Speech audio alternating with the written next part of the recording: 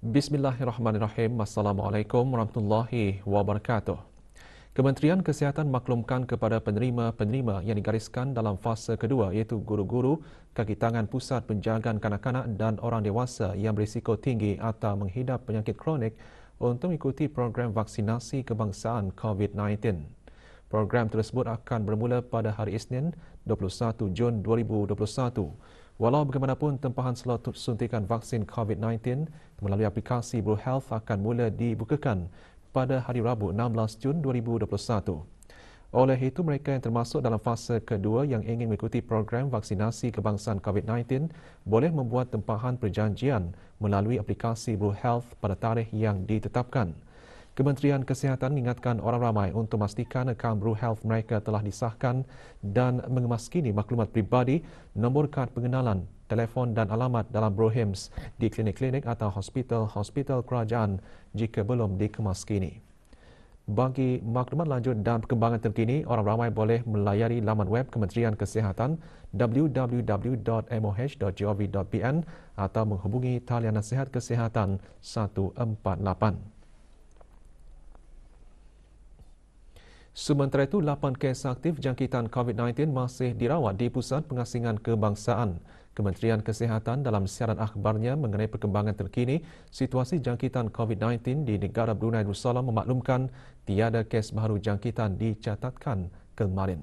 Sementara itu, jumlah keseluruhan kes di negara ini ialah 250 kes dengan kes yang sembuh 239.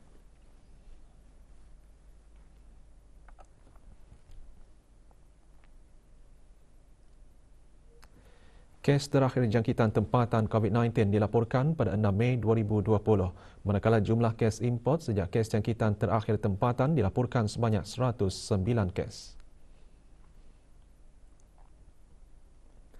644 orang sedang menjalani pengasingan diri mandatori.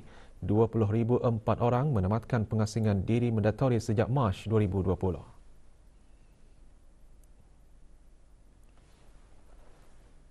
281 ujian virus SARS-CoV-2 telah dilaksanakan menjadikan jumlah keseluruhan ujian makmal dijalankan sejak Januari 2020 kepada 134,906 ujian.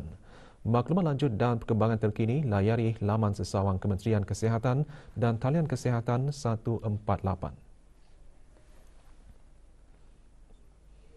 Susulan kes rayuan dua bekas pegawai kehakiman, kes rayuan yang telah difailkan oleh pendakwa raya dan juga kedua-dua tertuduh Ramzidah binti Pihin Datu Kesuma Diraja Kenal Besara Haji Abdul Rahman, tertuduh pertama, dan Haji Nabil Daraina bin Pihin Udana Khatib, Datuk Paduka Seri Setia Ustaz Haji Awang Badruddin, tertuduh kedua, didengarkan di Mahkamah Rayuan kemarin.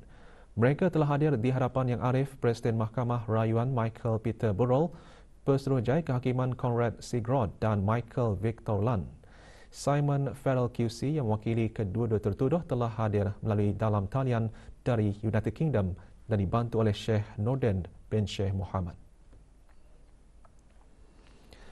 Tertuduh pertama merayu terhadap sabitan bagi kesalahan-kesalahan pecah amanah dan pembersihan wang haram. Sementara itu, tertuduh kedua juga merayu terhadap sabitannya bagi kesalahan pembersihan wang haram dan meminta untuk hukuman 5 tahun yang dijatuhkan ke atasnya dikurangkan. Datuk Seri Setia Davinder Singh SC mengetuai pihak pendakwa raya dan telah hadir secara talian dari Singapura. Turut hadir di Mahkamah Brunei Darussalam adalah Timbalan Pendakwa Raya Hajah Suryana Haji Radin, Dayangku Didi Nur Azhar Pengiran Haji Abdul Latif dan Muhammad Kamarul Afian bin Abdul Rahman dari Pejabat Peguam Negara. Navin Tevar, David Fong, Tan Royu dan Sruti Yan Katir dari Davinder Singh Chambers LLC juga adalah sebahagian daripada wakil pendakwa raya. Simon Farrell QC telah selesai dengan hujahan beliau bagi rayuan kedua-dua tertuduh dan pihak pendakwa raya telah memulakan hujahan balasan. Rayuan akan disambung lagi hari ini pukul 9.30 pagi dan dijadualkan untuk didengarkan sehingga 16 Jun 2021.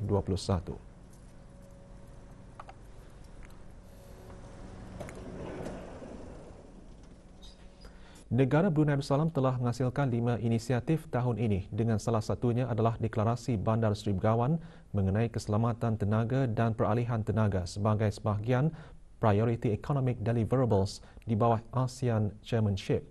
Deklarasi tersebut menyentuh mengenai komitmen bagi mengukuhkan hubungan dan kerjasama ke arah ekonomi ASEAN yang lebih dinamik dan berdaya tahan, meningkatkan kesaling hubungan dan mengurangkan jarak pembangunan antara negara-negara ahli ASEAN.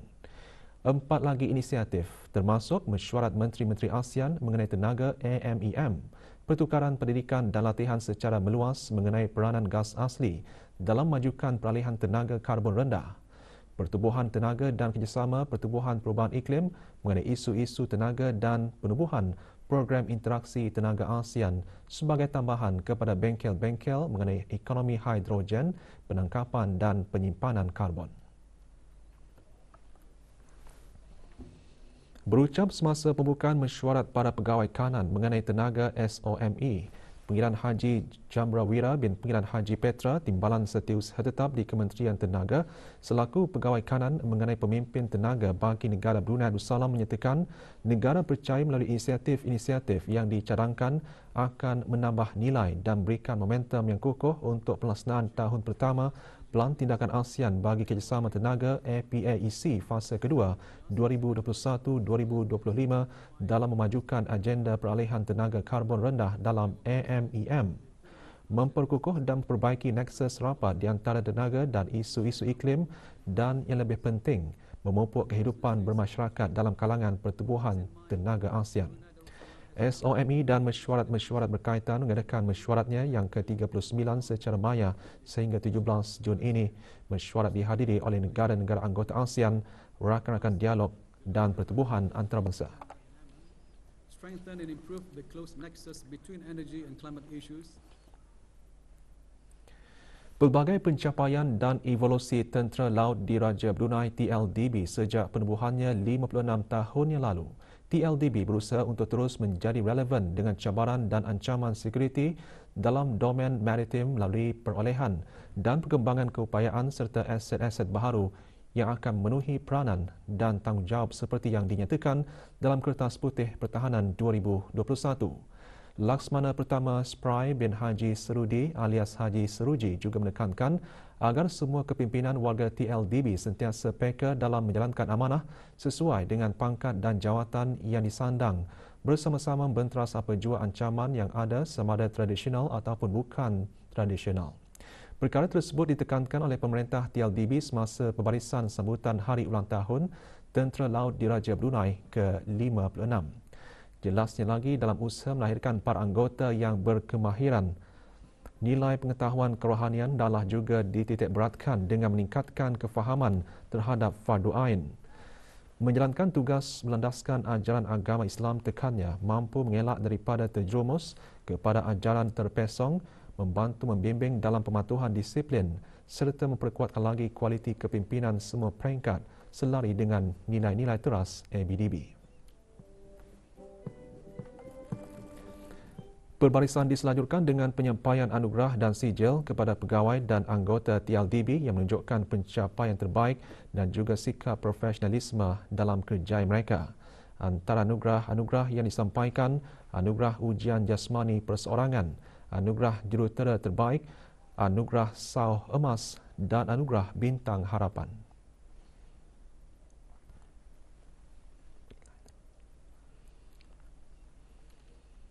Program latihan serantau bagi penilaian terhadap kesan pendidikan Anjuran Pusat Serantau Simia Boktek bertujuan bagi membekalkan peserta dengan penerangan bagi beberapa perkara termasuk pertimbangan dalam mengendalikan sesuatu penilaian.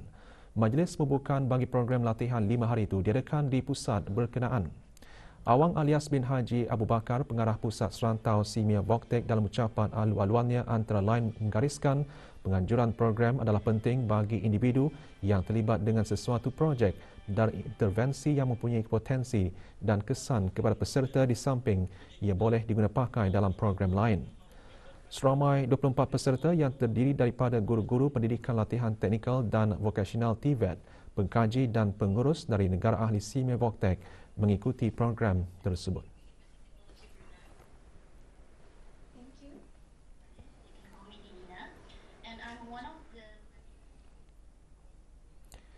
Jika dahulu jualan barangan terpakai terutamanya pakaian tidak begitu dipandang, namun kini ia menjadi tarikan terutama bagi penggaya-penggaya fashion di negara ini. Menyedari akan meningkatnya trend tersebut, seorang belia tempatan merebut peluang untuk memulakan perniagaan. Kru RTB News Mojo ada laporannya.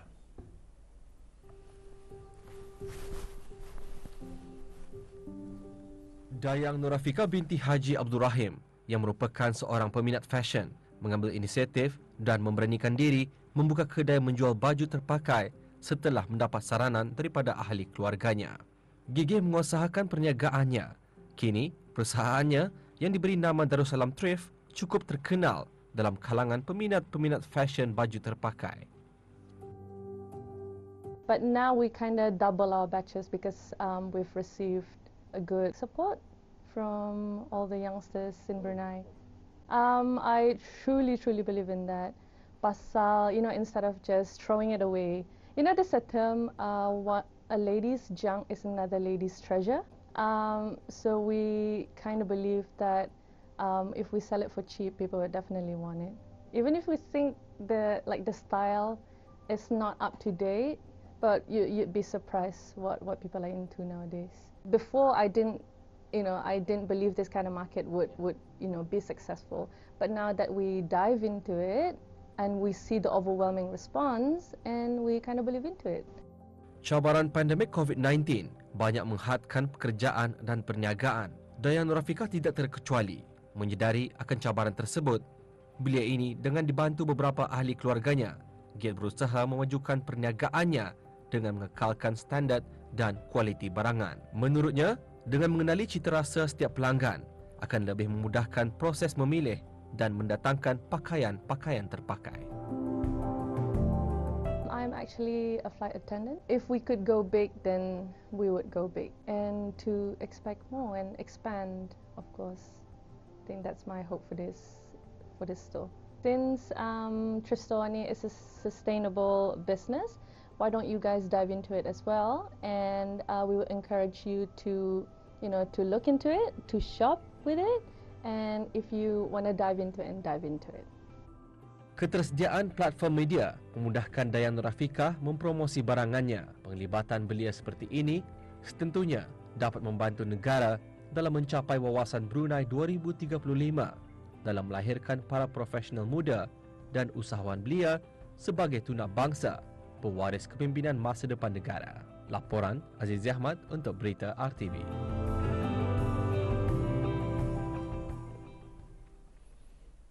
Usaha memupuk minat membaca dalam kalangan pelajar terus dipergiatkan di negara ini.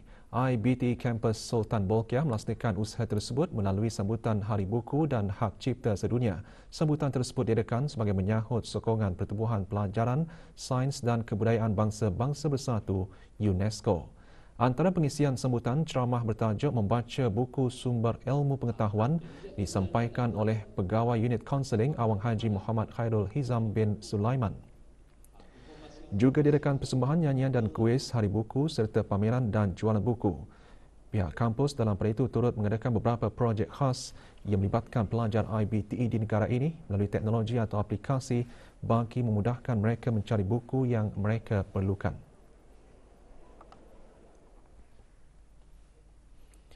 Keupayaan penceramah dan da'i dalam berkomunikasi dengan berkesan boleh mempengaruhi pemikiran masyarakat dalam melaksanakan dakwah. Penyampaian yang berkesan merangkumi beberapa aspek termasuk penggunaan perkara yang baik daripada segi maklumat dan tata bahasa, jujur, santun dan tidak memanipulasi fakta. Perkara tersebut antara yang disentuh semasa bengkel memantapkan dakwah Kementerian Halihwal Ugama. Bengkel yang bertajuk English for Dakwah yang disampaikan oleh Dayang Nurul Atiyah Batriyah binti Muhammad Saleh, penolong pensyarah Pusat Bahasa College Universiti Perguruan Agama Seri Begawan Kupu SB, antara lain mengongsikan bahasa yang mudah difahami oleh masyarakat setempat merupakan salah satu pendekatan dan metod yang berkesan dalam penyampaian dakwah. Bengkel dihasrat dapat meningkatkan kemahiran dan kewibawaan penceramah-penceramah dan da'i.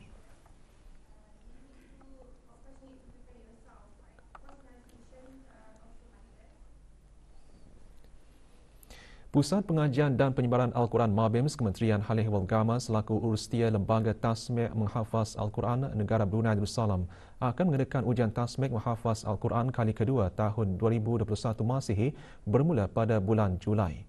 Ujian tersebut hanya dibukakan kepada warga negara dan penduduk tetap sahaja. Borang permohonan boleh diperolehi di Pejabat Pusat Pengajian dan Penyebaran Al-Quran MABIMS di Blok 2H tingkat 8.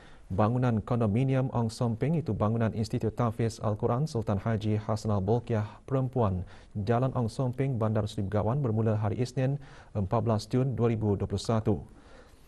Calon hendaklah mengemukakan kad pintar atau salinannya semasa mengemukakan borang permohonan.